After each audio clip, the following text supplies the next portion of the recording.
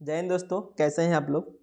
तो फ्रेंड्स, हम लोग जो है जो आर ओ और यूपी पीसीएस प्रीलिम्स 2024 की जो बैच की जो हम लोग क्लास कर रहे हैं, जो तैयारी कर रहे हैं, तो उसमें हम लोग का जो है एंशिएंट हिस्ट्री का अब लास्ट हिस्सा बचा हुआ है। तो इसमें हम लोग जिस समय तो गुप्त काल के बारे में पढ़ रहे थे और गुप्त काल का जो है लगभग जो है ख़त्म हो चुका था। बाकी 2 टॉपिक बचा है जिसमें हम लोगों को क्या देखना है, 2 लेक्चर में कंप्लीट हो जाएगा। इसमें हम लोग देख लेंगे गुप्त काल का जो है प्रशासनिक व्यवस्था देख लेंगे और इसका आर्थिक व्यवस्था। आर्थिक व्यवस्था से क्या है ना कि बहुत सारे जो डीपली क्वेश्चन है वो पूछे जाते हैं आप लोगों से। ठीक है, तो आप एग्जाम देंगे ना, तो फिर ऐसे क्वेश्चन आप हैंडल कर लेंगे इस क्लास के बाद। तो जो भी आर्थिक व्यवस्था से जो भी रिलेटेड रहा है क्वेश्चन, जो भी नाम रहे हैं, जो शब्दावलियाँ रही हैं, उसे आप लोग देख सकते हैं। तो मैं आपको बता दूं कि जो डेली क्लास होती है ना ये, ठीक है, जो स्टैटिक बैच की, तो आपको शाम को 5 बजे रेगुलर मिल जाएगा। ठीक है, 5 बजे मिल जाएगा, 5 बजे आपको जो है डेली क्लास मिल जाएगी। और बाकी आपको जो मॉर्निंग में 7 बजे आपकी एनसीईआरटी की क्लास जो है डेली मिल जाया करेगी। ठीक है ना, तो आपको जो है शाम को जो है एंशिएंट हिस्ट्री की मिल जाएगा। फिर आपको जो है 2 दिन बाद आपको जो है मेडिवल हिस्ट्री जो है देखने को मिलेगा। ठीक है ना, तो हम लोग स्टार्ट करते हैं आज का बैच। ठीक है, न्यू बैच। अब इसमें हम लोगों ने बहुत कुछ देख चुका है।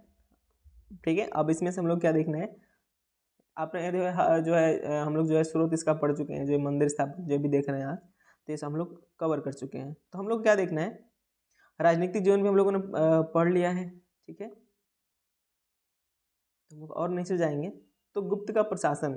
तो गुप्त के प्रशासन में क्या है ना कि गुप्त का जो प्रशासन रहा है तो उसके बारे में जानकारियाँ दी गई हैं, तो उन्हें हम लोग देखते हैं और समझते हैं।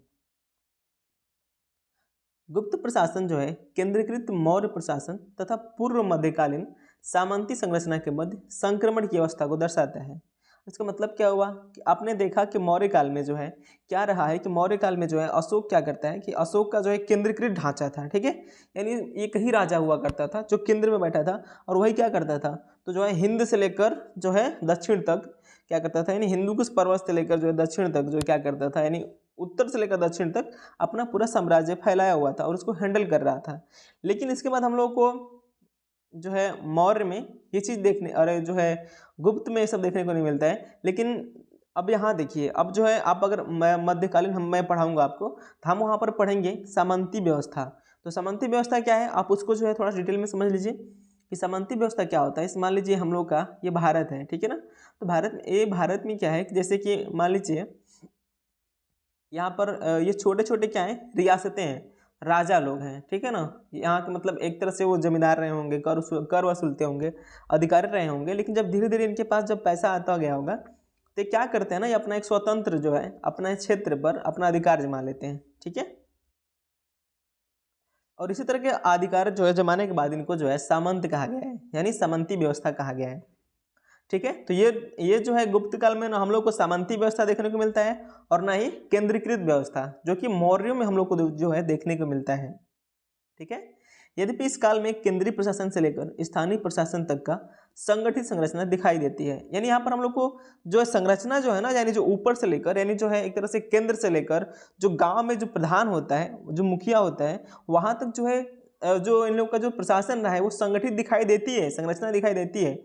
लेकिन मौर्यों के जैसा नहीं, और न ही न मौर्य के जैसा केंद्रीकृत, और न ही जो है सामंतवाद जो है सामंतों के जैसा ऐसा मतलब जो है विकेंद्रीकरण, ये दोनों नहीं मिलता है। इन दोनों के बीच का जो है संक्रमण काल क्या होता है कि जैसे कि बदलाव हो रहे हैं, यानी दोनों का जो फेज है अभी यहाँ से फिर बड़ा मतलब जो है यही फेज बड़ा होकर सामंतवाद बनेगा। ठीक है, अब सामंतवाद क्या होता है यहाँ से एक बार और देख लीजिए। सामंतवाद एक ऐसी मध्ययुगीन प्रशासकीय जो है प्रणाली है और सामाजिक व्यवस्था थी जिसमें स्थानीय शासक उन शक्तियों और अधिकारों का उपयोग करते थे जो सम्राट, राजा अथवा किसी केंद्रीकृत शक्ति को प्राप्त होते हैं। अब जैसे कि ये जो देखिए, ये जो मान लीजिए क्षेत्र है, तो अब यहाँ पर जो है ये जो व्यक्ति है ना, ठीक है, ये जो सामंत है, ये अपने क्षेत्र में राजा राजा जैसे व्यवहार करेगा, हर चीज लागू करेगा। ठीक है, और केंद्रीकृत में क्या होता है कि ये सब नहीं होते हैं, यहाँ पर केवल एक ही मुखिया होता है जो पूरे भारत पर राज करता है। लेकिन अब सामंती व्यवस्था हो जाएगा तो सारे जगह मुखिया हो जाएंगे आपको। ठीक है ना, जैसे आज हमारे मुख्यमंत्री हैं, हर राज्य में मुख्यमंत्री है ना, एक तरह से सामंती व्यवस्था है। ठीक है, यहाँ से आप समझ सकते हैं सामंती व्यवस्था। यहाँ से हम लोग केंद्रीय प्रशासन देखेंगे कि मौर्य का जो है केंद्रीय प्रशासन जो है गुप्तों का केंद्रीय प्रशासन क्या रहा है। गुप्त काल में राजा सत्ता के केंद्र में, अब जाहिर सी बात है गुप्तों के समय जो है राजा क्या था, तो सत्ता का केंद्र हुआ करता था। राज्य कार्य में अमात्य मंत्री, यानी राज्य कार्य में कौन करता था, तो जो अमात्य मंत्री होते हैं। अमात्य मंत्री का मतलब जैसे कि एक फेमस जो है, यानी कि उच्च जो है मंत्री, ठीक है ना, अन्य पदाधिकारी की सहायता लेता था। यानी गुप्त काल में जो है, जो राजा है किसका सहायता लेगा, तो वो अमात्य मंत्रियों का और अन्य पदाधिकारियों का। यहाँ मंत्री परिषद की भी चर्चा मिलती है, यानी गुप्त में हम लोगों को, गुप्तों की प्रशासनिक व्यवस्था में मंत्री परिषद की भी चर्चा मिलती है। इनमें से कुछ पद जो है वंशानुगत भी दिखाई पड़ते हैं। अब इसमें से क्या है ना कि कुछ पद क्या हो जाएंगे, वंशानुगत हो जाएंगे।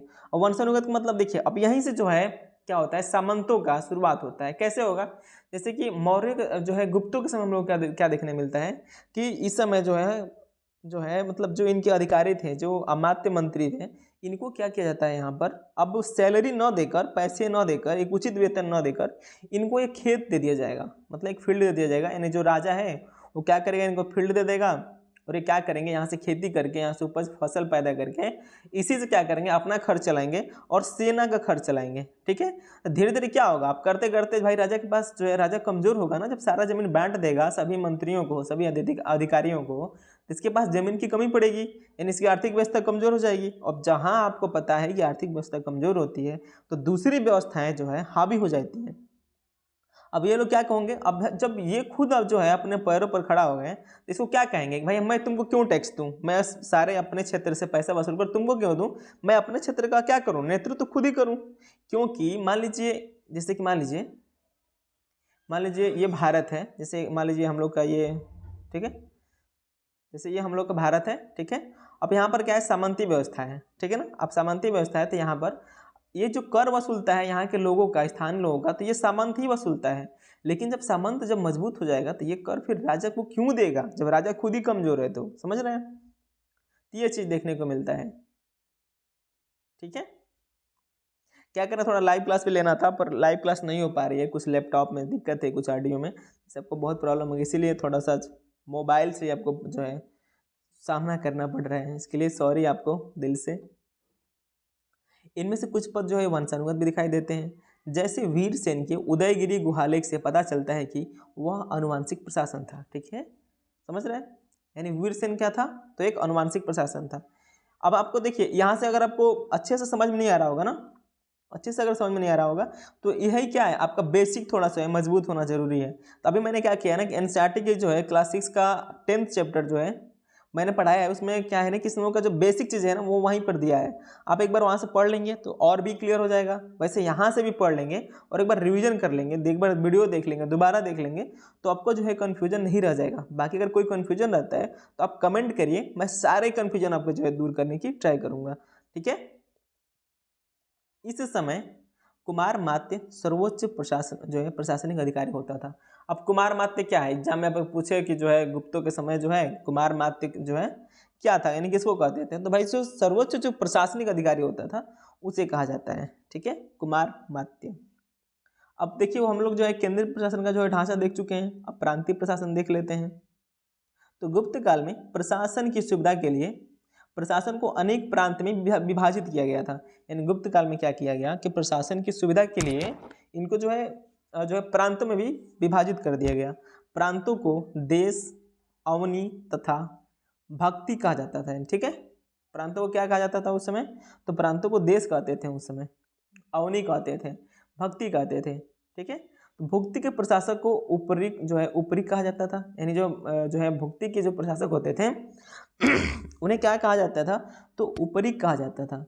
इस पद पर राजकुमार अथवा राज्य कुल से संबंधित व्यक्ति को ही नियुक्ति दी जाती थी, क्योंकि सबसे बड़ा पद जो है भाई प्रांत का जो है मुखिया जो है किसको देंगे लोग, यानी प्रांत का जो है पूरा सत्ता हैंडल करने को किसको मिलता था, तो जो है राज अधिकारी को मिलता था। समझ रहे, मतलब एक जो है राजकुमार को मिलता था, राजकुल जो है उनको मिलता था।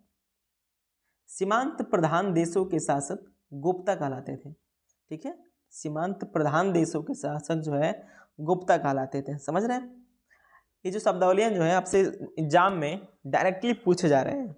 ठीक है, भुक्ति का विभाजन उन जो है अनेक जिलों में हुआ था। यानी देखिए प्रदेश को क्या कहते हैं, तो भुक्ति कहते हैं, और भुक्ति को जो है किस में बांटा गया है, तो अन्य जो है कई जिलों में बांटा गया है, जिसको जो है विषय कहा जाता था। यानी जिलों को क्या कहा गया है, तो विषय कहा गया है। इसका प्रधान अधिकारी विषयपति होता था, यानी जिलाधिकारी को क्या कहते थे उस समय, विषयपति कहते थे। विषयपति की सहायता से विषय परिषद भी होते थे।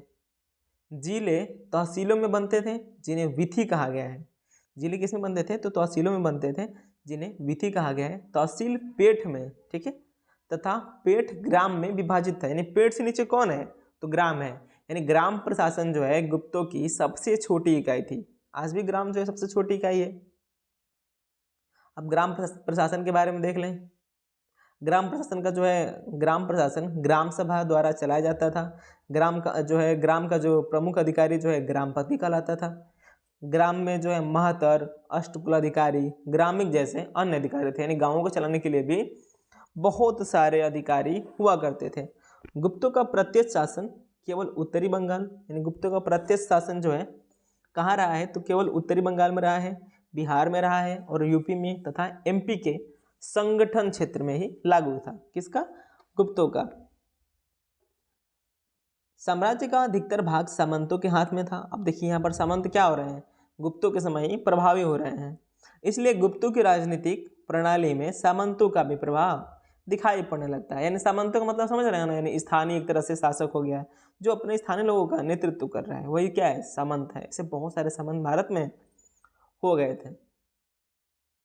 न्याय प्रशासन क्या रहा है मौर्य जो है गुप्तों का, तो गुप्त काल में न्याय व्यवस्था की समुचित प्रबंध किया गया था। यानी गुप्तों के समय जो है न्यायिक व्यवस्था क्या थी, काफ़ी उन्नत हुआ करती थी। इस समय सम्राट जो है सर्वोच्च न्यायाधीश था, ठीक है, यानी सम्राट जो है सर्वोच्च न्यायाधीश कौन होता था, तो राजा होता था। यानी गुप्तों का जो राजा होगा, मेनली जो राजा होगा वही क्या होगा, सर्वोच्च न्यायालय का जो है सर्वोच्च न्यायाधीश होगा, यानी चीफ जस्टिस होगा। समझ रहे हैं। न्यायालय के 4 वर्ग थे, राजा का न्यायालय, पुग, श्रेणी तथा कुल, ठीक है। न्यायालयों में जैसे कि है ना, जैसे कि हाई कोर्ट है, सेशन कोर्ट है, उस तरह से एक राजा का न्यायालय होता था, पुग होता था, श्रेणी होता था तथा कुल होता था। इस काल में अनेक विधि ग्रंथ संकलित किए गए। यानी इसी काल में क्या किए गए, अनेक जो है विधि ग्रंथ जो है संकलित किए गए। विधि मतलब जैसे कानून ग्रंथ जो है यहाँ पर संकलित किए गए हैं। यानी यहीं पर पहली बार दीवानी और फौजदारी कानून भली भांति परिभाषित एवं पृथक किए गए।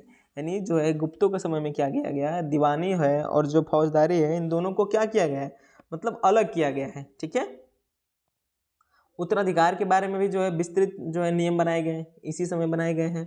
राजस्व प्रशासन क्या होता है, इसको देख लेते हैं, ठीक है। गुप्त अभिलेखों से ज्ञात होता है कि, ठीक है, इस काल में 18 प्रकार के कर प्रचलन में थे। यानी गुप्तों के समय कितने कर जो है प्रचलन में रहे हैं, तो 18 टाइप के जो है कर यानी टैक्स जो है प्रचलन में रहे हैं। तत्कालीन जो साहित्यिक स्रोत जो है में आय के कई साधनों का विवरण दिया गया है, जैसे भू राजस्व, ठीक है, भू राजस्व, ठीक है, यहाँ पर देख सकते हैं भू राजस्व भाग, ऊपरी कर, कुल उपज का 1/8 हिस्सा दिया जाता था। आप यहाँ से देख सकते हैं, ठीक है। कुल उपज कितना दिया जाता था, तो कुल उपज का 1/6, एक बार और देख लीजिए, ठीक है। अन्य कर भी और होते थे, तो भोग होता था, भूतोवात होता था, प्रत्याय होता था, विष्टि होता था। तो ये सब क्या है, गुप्त वंश के जो है टैक्स हैं, कर हैं, उनके नाम हैं। चुंगी जो है नगरों तथा गांव में बाहर से आने वाले माल पर लगता था। यानी जो है माल पर क्या लगता था, जैसे बाहर से कोई सामान आ रहा है, तो उस पर क्या लगेगा, तो चुंगी कर लगता था, यानी चुंगी टैक्स, ठीक है। शुल्क व्यापारियों एवं शिल्पियों से लिए जाने वाला कर था।